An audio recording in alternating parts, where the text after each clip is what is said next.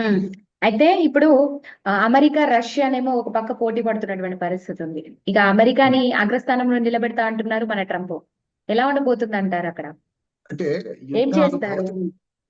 భౌతిక యుద్ధాలు జరిగే కాలం కాదు. నిజంగా భౌతిక యుద్ధాలు జరుగుతాయి, ఆర్థిక యుద్ధాలు జరిగే కాలం. అందుకని గురజాడ అప్పారావు గారు వెనకట ఎప్పుడో రాశారు ఆయన ఏమనంటే పూను స్పర్ధలు విద్యలు అందే వైరములు వాణిజ్యం అందే. వైరములు వాణిజ్యంలో వైరం ఉంటుంది. హ్మ్. కానీ యుద్ధాలు భౌతిక యుద్ధాలు జరుగుతున్న క్రమంలో వాటిని నేను రాగానే నేను అన్నాడు కదా మొండివాడిని నేను అని చెప్పి 2 యుద్ధాల గురించి మాట్లాడారు.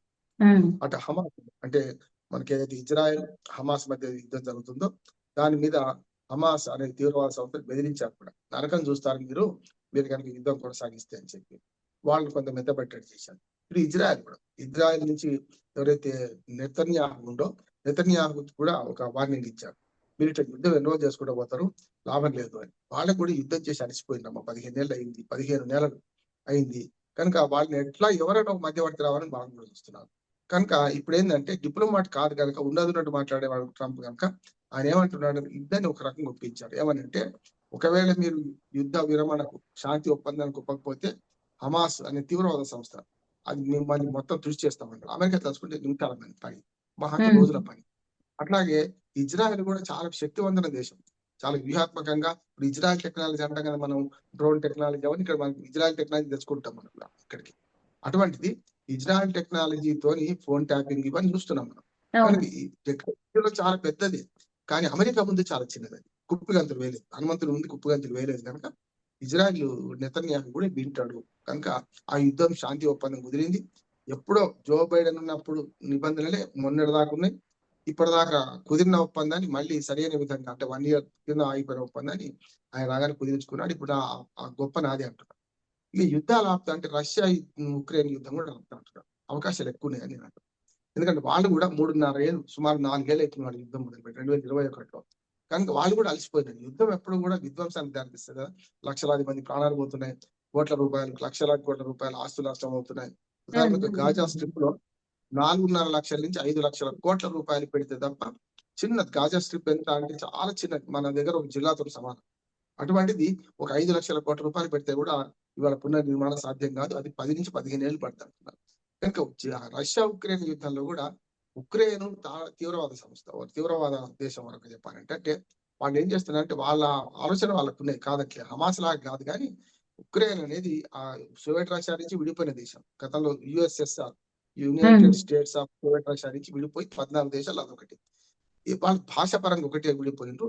రెండోది ఏంటంటే అక్కడ ఈ ఉక్రెయిన్ లో స్వతంత్ర ప్రతిపత్తి మాకు ఉండాలి మీరెంత అన్నారు. వాళ్ళకు ఒకటే పెద్ద సమస్య ఏంటంటే నాటో కూటమిలో చేరతామన్నారు కనుక రష్యాకి ఏం కంటగింపు, మా పక్కలో బల్యం లాగా అమెరికా వైపు, అమెరికా లేకుండా దాని మిత్రపక్షాల వైపు మొగ్గుతుంది కనుక ఉక్రెయిన్ దాన్ని అణచేద్దామని చెప్పి వాళ్ళు యుద్ధం మొదలుపెట్టారు. ఇప్పుడు ఏం చేస్తుందంటే మీరు ఎన్ని రోజులు పోరాడినా కూడా మేము ఆయుధాలు ఇచ్చిన రోజులే కదా మేము పోరాడేది, మీకు ఆయుధాలు ఆపేస్తాం అని చెప్పి ఇటు పక్కన ఉక్రెయిన్ బెదిరించిండు ట్రంప్, అటు పక్కన రష్యాని బెదిరించలేడు. రష్యా అమెరికా పెద్ద శత్రువులే కదా. కానీ వాళ్ళకు ఒక తాయిలం ఇస్తుంది. ఏమంటే ఈ ఏదైతే నాటో కూటమిలో చేర్చుకుంటామన్నాం కదా మొన్నటి దాకా ఉక్రెయిన్ మేము చేర్చుకో అంటే వాళ్ళ సంతోషమే కదా. ఇప్పుడు పంచాయతీ వచ్చింది అక్కడ కనుక మేము ఉక్రెయిన్ చేర్చుకోము. వీళ్ళు ఏమంటున్నారు, ఇజ్రాయెల్ ను మీకు చేర్చుకుంటేది కాకుండా ఉక్రెయిన్ ఏమంటున్నారంటే చేర్చుకుంటేది చేసుకోకపోయి విటాం మా మిత్రపక్షమే కదా. సాంకేతికంగా నాటో కూటమిని చేరిండు అని ఒక రిజిస్టర్ల సంతకం పెట్టింది కన్నా చేరకుండానే మీకు సహాయం చేస్తామని ఇటు పక్కన మన ఉక్రెయిన్ కూడా ఒప్పిస్తున్నాడు. కనుక ట్రంప్ తలుచుకుంటే యుద్ధం ఆగుతుంది. రెండోది ఏంటంటే అవసరం కూడా, ప్రపంచవ్యాప్తంగా శాంతి కావాలా యుద్ధం కావాలంటే అందరూ శాంతి కావాలని కోరుకుంటారు కదా. కనుక ఇది సాధించడానికి టైం పడుతుంది, వెంటనే కాకపోవచ్చు, టైం పడుతుంది. కానీ మొత్తం మీద వ్యూహాత్మకంగా ఎంత తెంపరితనంతో ఉంటాడో ట్రంప్ అంత వ్యూహాత్మకంగా కూడా పోతుండని నేను అంటున్నాను. ఆయన సలహాదారులు కానీ ఆయన వెనకాల ఉన్న వాళ్ళు కూడా చాలా వ్యూహాత్మకంగా ఆయన ముందుకు నడిపిస్తున్నారని నేను. ఇటు గ్రీన్లాండ్ కొంటా అంటున్నారు, అదే విధంగా పనమా కెనాల్ని కూడా వెనక్కి తీసుకొస్తా అంటున్నారు.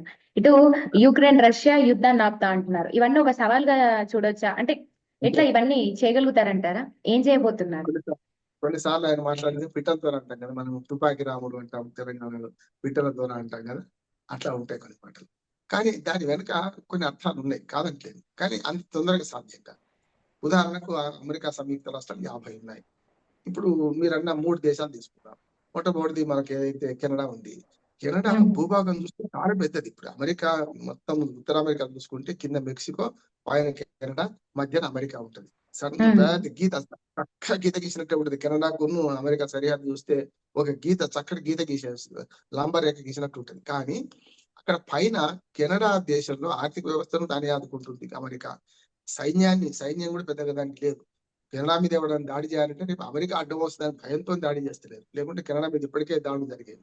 అక్కడ ప్రధానమంత్రులు మారుతున్నారు వరుసగా. మన మన ప్రధానమంత్రులు వీక్ గా ఉన్నాడు. ఉదాహరణకు ఆ, మన ఆ, మన కెనడా ప్రధానమంత్రి ట్రూడో ఉన్నాడు. ట్రూడో మొన్న అమెరికా అధ్యక్షుడిగా ఎన్నిక కాగానే అమెరికాకి వెళ్ళి కలిశాడు. ఆయన కలిస్తే కలవడానికి కూడా ఇష్టపడలేదు. రేపు పొద్దున నిన్నటి ప్రమాణ స్వీకారం కూడా రావడానికి కూడా నేను అంగీకరించాను, నీకు ఆహ్వానం లేదు పోమన్నాడు. ఎందుకన్నాడంటే మీరు కనుక మేము చెప్పినట్టు వినకపోతే కష్టం అని అనుకుంటూ విలేకరుల సమావేశంలో ఈ 75 రోజులు టైం ఉండే ఉన్నట్టు దాకా అమెరికా అధ్యక్షుడు ప్రమాణ స్వీకారం చేయడానికి ఎన్నికైన తర్వాత అప్పుడు ఒక మాట అన్నారు, కెనడాని ఎట్లా మీరు కొంటారా లేకుంటే యుద్ధం ప్రకటిస్తారంటే యుద్ధంతో అవసరం లేదు, ఆర్థికంతో గెలుస్తామన్నాడు. అంటే వాళ్ళ ఆర్థిక అవసరాలను ఆపేసింది అనుకోండి, కెనడా ఆటోమేటిక్ గా వీళ్ళనేమవుద్దాని. కానీ కెనడా అదే ఆయన దేశస్తులు చెప్పేది ఇప్పటికీ కూడా అదే కదా, కెనడా అండ్ మెక్సికోని విలీనం చేసుకుంటాను. అంటే మెక్సికో అది వేరు, కెనడానేమో ఇట్లా ఇది ఆర్థిక అవసరాలు ఆపేస్తాం, దాని వల్ల చేస్తామని. ఇప్పటికీ కెనడా దేశంలో 20 నుంచి 25% మంది అమెరికాలో కలిస్తే పీడబోతుంది, మాకు ఇంత కష్టం ఉండదు అంటున్నారు. తీవ్రవాదం కూడా కొంత ఉండదు. ఇప్పుడు ముఖ్యంగా కెనడాలో మన సిక్కు తీవ్రవాదులు ఉన్నారు కదా, వాళ్ళ సమస్య అవుతుంది. కనుక తీవ్రవాదాన్ని అణిచేస్తాం, ఉక్కు పాదంతో అణిచేస్తాను మాట అంటున్నాడు మనకు ట్రంప్. కనుక అది కూడా మాకు పనికి వస్తుంది ఉద్దేశంగా అంటున్నారు.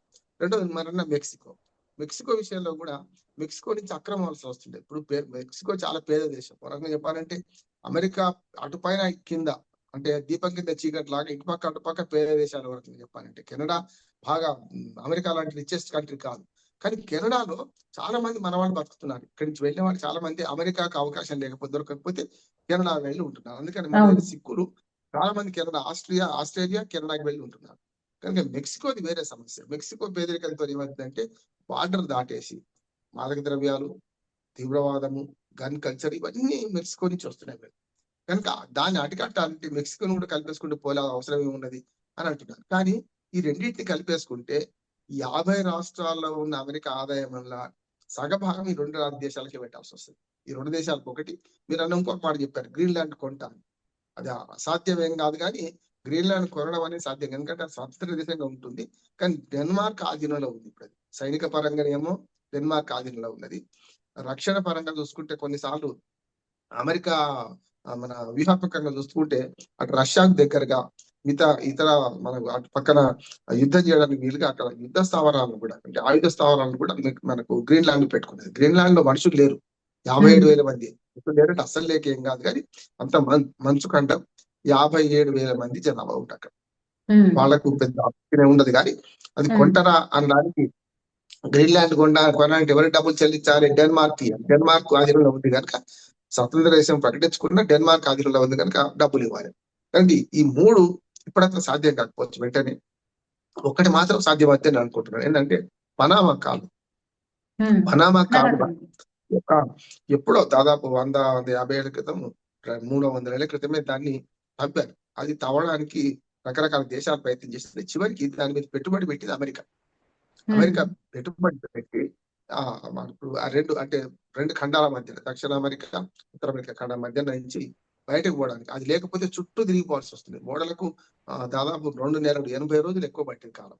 ఇప్పుడు మనం కదా శ్రీలంకకు మనకు మధ్యన అక్కడెక్కడ మనం చేద్దామని అనుకుంటున్నామో దాని రామసేతు దగ్గర, అట్లానే అప్పుడెప్పుడో చేసిండ్రు.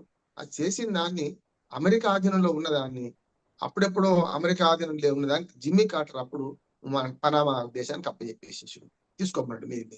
కానీ ఇప్పుడు ఏమైందంటే, ఇప్పుడు వాళ్ళు సహాయం చేసిన వాళ్ళు ఏకమేకై అమెరికా ఓడలు దాన్ని దాటాలంటే కూడా అందరికంటే ఎక్కువ డబ్బు వసూలు చేస్తున్నారు అమెరికా దగ్గర. అందుకని కోపం వచ్చింది.